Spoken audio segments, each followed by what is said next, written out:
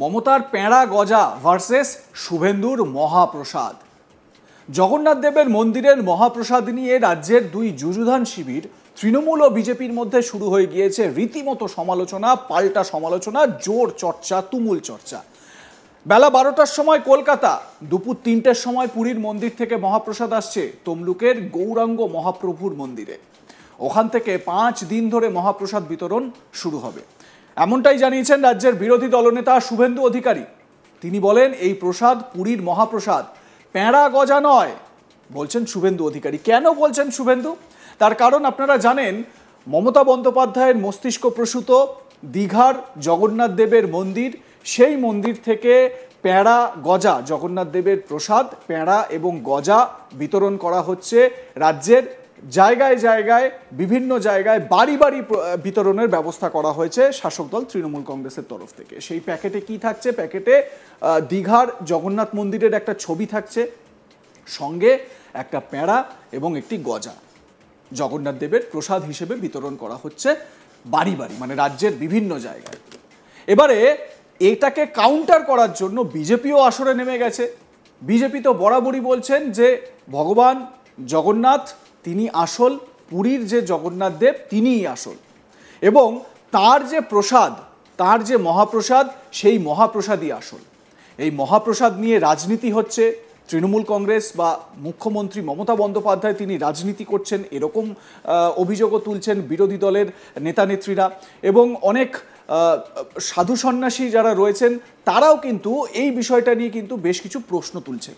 তো শুভেন্দু অধিকারী পুরীর থেকে একেবারে ডিরেক্ট পুরীর জগন্নাথ মন্দির থেকে যে মহাপ্রসাদ আসবে এবং সেটা যে বিতরণ করা হবে 5 দিন ধরে, সে বিষয়ে কি বলেছেন শোনাবো তার বক্তব্য। আপনার কি পরিকল্পনা? আপনার বেলা 12টার সময় কলকাতা, 3টের সময় পুরী থেকে মহাপ্রসাদ আসছে আমাদের গৌরাঙ্গ মহাপ্রভু মন্দির তমলুক, ওখান থেকে বিতরণ শুরু হবে। 5 দিন ধরে পুরীর মহাপ্রসাদ হবে, গজা পেড়া না, আব্দুল চাচার হালাল মিষ্টি না। আর বিকেল 4টার সময় ইস্কন মেছেদার রথযাত্রা, 1 লক্ষ লোক নিয়ে।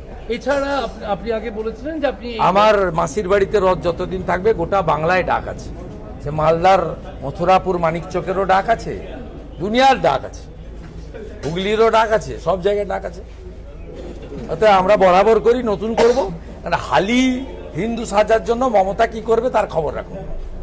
কখন মর্নিং ওয়াক করবে, কখন ইভিনিং ওয়াক করবে, কখন সমুদ্রে হাঁটবে, কখন সমুদ্রের নিচে হাঁটবে, এগুলো বরঞ্চ আপনারা খবর রাখুন। ওখান থেকে তো গেছেন অনেকে। এদিন শুভেন্দু বলেন, দীঘার জগন্নাথ মন্দির আসলে মন্দির নয়, ওটা ভাস্কর্য বানিয়েছেন মমতা ব্যানার্জি সরকারি টাকায়। হলুদ ফ্ল্যাগ টাঙিয়েছেন, গেরুয়া রং বিজেপির নয়, গেরুয়া রংকে ভয় পান বলে হলুদ ফ্ল্যাগ টাঙিয়েছেন। কি বলছেন শুভেন্দু অধিকারী, শুনুন। একটা ভাস্কর্য বানিয়েছেন, প্রথমত ওটা মন্দির নয়, আমি হিন্দু, ওটা মন্দির নয়, একটা ভাস্কর্য। ভাস্কর্য বানিয়েছেন সরকারি টাকায়, কিছু হলুদ ফ্ল্যাগ রাস্তায় টাঙিয়েছেন। আরে হিন্দু হতে গেলে গেরুয়া ফ্ল্যাগ টাঙাতে হবে, গেরুয়া বিজেপির নয়, গেরুয়া হিন্দুদের। আপনি বিজেপিকে ভয় পান বলে গেরুয়ার বদলে হলুদ পতাকা টাঙিয়েছেন। ওখানে কোনো ব্যাপার নেই, কিচ্ছু হবে না। 16টা সিটি হারবেন। উনি 21 সালে পাড়ায় পাড়ায় ঘুরেছেন, সব পাড়াতেই হেরেছেন, অনেক পাড়াতে শেষ মুহূর্তে আমি বেরিয়ে গেছে।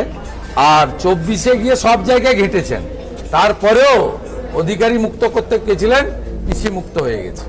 এখন একটাই আনন্দের খবর পেলাম, এই প্রথমবার রাস্তায় যারা দাঁড়ায় সিভিক ভলেন্টিয়ার্স, তাদেরকে টিফিনের প্যাকেট দিয়েছেন। কি কি আছে দেখছি, হ্যাঁ ওই তো যাচ্ছে, রাস্তায় দাঁড়িয়েছে সবাই, না রানীমা যাচ্ছেন। এই যে টিফিনের প্যাকেট আছে, এটাতে একটা বিস্কুটের প্যাকেট আছে, একটা কলা আছে, বর্তমান কি সিঙ্গাপুরি বোঝা যাচ্ছে, একটা কুরকুরি আছে, খাওয়ার। আর ভাইপর জলের ফ্যাক্টরির একটা জলের বোতল আছে। কত পুলিশ? আপনার 7,500। 7,500 পুলিশ। রাজ্যের পরিস্থিতি লোক হবে না তো। আমি তো ওর থেকে বেশি লোক নিয়ে সিআর এভিনিউতে রথ টানবো। কলকাতা বেলা 12টার সময় কলকাতাতে লোক সংস্কৃতি পরিষদে। শুভেন্দু বলেন, রাজ্যে জরুরি অবস্থার মতন পরিস্থিতি চলছে, এখানেও সংবিধান প্রতিদিন প্রতি মুহূর্তে হত্যা হচ্ছে মমতা ব্যানার্জির প্রশাসন, পুলিশ ও তার ক্যাডার বাহিনী ও বিশেষ ক্যাটাগরির কমিউনিটির দ্বারা। শুভেন্দু এ বিষয়ে বলতে গিয়ে কি অভিযোগ করেছেন শোনাবো আপনাদের। আর এখানে ইউথ যুব মোর্চা, আমাদের ইউথ অর্গানাইজেশন, ফ্রন্টাল অর্গানাইজেশন, তাদের কাছে আমি এসেছি, বা আমার সাথী কয়েকজন এমএলএ হয়তো এসেছেন বা আসবেন, এনকারেজ করতে। এবং পশ্চিমবঙ্গে জরুরি অবস্থার মতোই পরিস্থিতি চলছে, এখানেও সংবিধান প্রতিদিন প্রতি মুহূর্তে হত্যা হচ্ছে মমতা বন্দ্যোপাধ্যায়ের প্রশাসন, পুলিশ এবং তার ক্যাডার বাহিনী এবং তার যে বিশেষ ক্যাটাগরির কমিউনিটি রয়েছে সেই ক্যাটাগরির দ্বারা। সেটা হরগোবিন্দ দাস, চন্দন দাসের ক্ষেত্রে হতে পারে, সেটা অভয়ার ক্ষেত্রেও হতে পারে। বর্তমানে একটা বললেন যে পুশব্যাক করা হচ্ছে, যারা বাংলাতে কথা বলছে তাদের উপরে অত্যাচার মিথ্যে কথা বলছে। যারা ভারতীয় আধার কার্ড, এপিক কার্ড আছে তাদের সঙ্গে কেউ সংঘাত করছে না। তবে এই যে বিষয়টা, মানে জগন্নাথ দেব আসলে কার? দেখুন, পুরীর জগন্নাথ মন্দিরে চিরাচরিত প্রথা মেনে আমরা পুরীর যে জগন্নাথ ধাম, শ্রীক্ষেত্র, সেটিকেই তো পুরীর জগন্নাথ ধাম মনে করি। কিন্তু আবার এটাও ঠিক যে যে জায়গায় ভগবানের মন্দির বানানো হয় সেই জায়গায় ভগবান যদি অধিষ্ঠিত হন, তাকে যদি প্রতিষ্ঠা করা হয় সেখানে, তাহলে সেটাও তো ধাম হিসেবেই বিবেচিত হয়। যদিও অনেকেই বলছেন যে ধাম এভাবে বলা যায় না, ধাম হতে গেলে কতগুলো পর্যায় রয়েছে, কতগুলো ধাপ রয়েছে। যারা শাস্ত্রের বিশেষজ্ঞ, পুরাণ বিশেষজ্ঞ, তারা এই কথাই বলছেন। যদিও আপনারা যদি এই কালচারাল সেন্টার, মানে যেটা বলা হচ্ছে পুরীর, মানে যদি রাজ্যের তরফ থেকে যে তৈরি করা হয়েছে এই যে দীঘার জগন্নাথ মন্দির, তার আসল নাম কিন্তু কালচারাল সেন্টার। এটা কিন্তু কোনোভাবেই মন্দির হিসেবে উল্লেখ করা হচ্ছে না, এটাও কিন্তু একটা বাস্তব ব্যাপার। কিন্তু এই যে প্রসাদ নিয়ে একটা রাজনীতি তৈরি হয়ে গেল, এটা স্বাভাবিকভাবে কোথাও না কোথাও রাজ্যে একটা নতুন চর্চা শুরু হয়েছে, রাজ্যের একটা নতুন আলোচনার একটা জায়গা তৈরি হয়েছে। এতদিন পর্যন্ত বিজেপি 2014 সালে ক্ষমতায় আসার পর থেকে পশ্চিমবঙ্গেও যেটা খুব আলোচনা হতো সেটা হচ্ছে গিয়ে জয় শ্রীরাম। জয় শ্রীরাম একটি ধর্মীয় স্লোগান, সেই স্লোগান প্রত্যেক মানুষ, হিন্দু ধর্মাবলম্বী মানুষ প্রত্যেকেই সেই কথা বলতেই পারেন। সেটা কিন্তু একটা রাজনীতিকরণ হয়ে গিয়েছে। এবার বাঙালিরা যারা এতদিন ধরে জয় জগন্নাথ বলতেন, সেই জয় জগন্নাথ স্লোগানও কিন্তু একটা রাজনীতিকরণের পর্যায়ে চলে এসেছে।